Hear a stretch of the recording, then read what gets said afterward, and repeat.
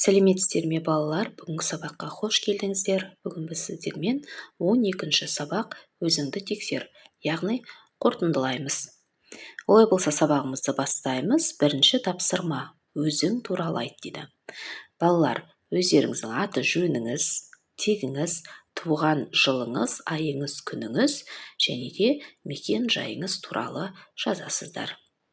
Мысалы, аты жөні Азаматқызы Амина, туған жылы 7-ші ай, күн 7-ші 6-шы ай 2018 жыл, ал мекен жайы Алматы қаласы, Құлагер көшесі, 2-ші үй деген сияқты сіздер де өздеріңіздің мекен жайларыңызды жазасыздар.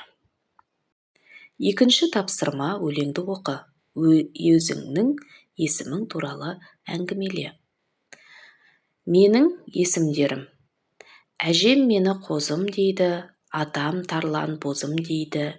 Әкем сүйіп құлыным дер, апам жеке жылыным дер. Ботам дейді әпкем күнде, бәрі айым күнім дейді. Содан нағыз есімімді білмеуіңіз кешірімді. Балалар, бұл өлеңнің авторы Көмек Ыбырайұлы. Олай болса, менің есімім Азиза. Ата-анам бұл есімді маған әдемі, әрі мағыналы болсын деп қойған. Азиза сөзі қымбатты, қадірлі дегенді білдіреді. Маған өз атым ұнайды. Өйткені ол ерекше әрі жылы естіледі. Достарым да мені осы есіммен еркелетіп атайды. Үшінші тапсырма бұл қандай сөйлемнің сызбасы? Балалар, сызбаға қарасаңыздар, бірінші сөйлемнің соңында сұрақ белгісі тұр, ал екінші сөйлемнің соңында нүкте тұр, яғни осыған қарай отырып, біз бірінші сөйлемді сұраулы сөйлемнің сызбасы дейсек, ал екінші сөйлемді хабарлы сөйлемнің сызбасы дейміз. Төртінші тапсырма, мен киіз үйде өстім. 12 жасымда домбыраны әкемнің үнісінен үйрендім. Бұл қай кейіпкердің сөздері? Балалар, бұл атақты Жамбыл Шабаевтың сөзі.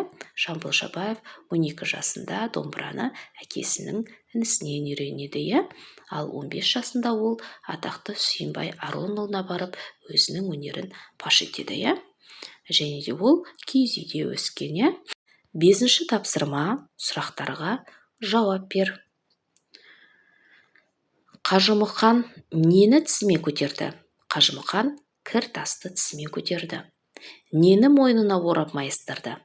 Білектей темірді мойнына орап майыстырды. Көп адамды отырғызып немен сүйретті? Көп адамды отырғызып Қажымұқан арбамен сүйреді. Алтыншы тапсырма, сабыр мен сара ұшқыш болу арманым еді.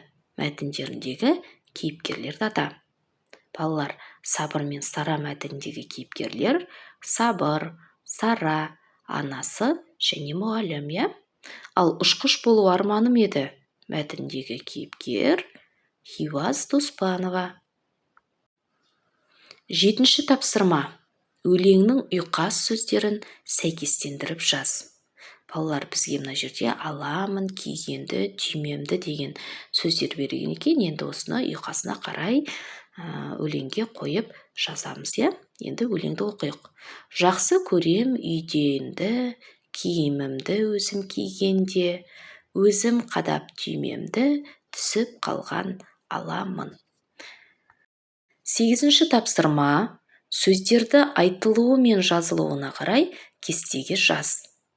Балалар, бұл жерде бізде қозым, ботам, құлыным, айым, күнім деген сөздер берген екен, Енді айтылуы қозым болып айтылады, қозым болып жазылады. Құлыным болып айтылады, құлыным болып жазылады. Күнім болып айтылады, күнім болып жазылады. Ботам болып айтылады, ботам болып жазылады. Айым болып айтылады, айым болып жазылады.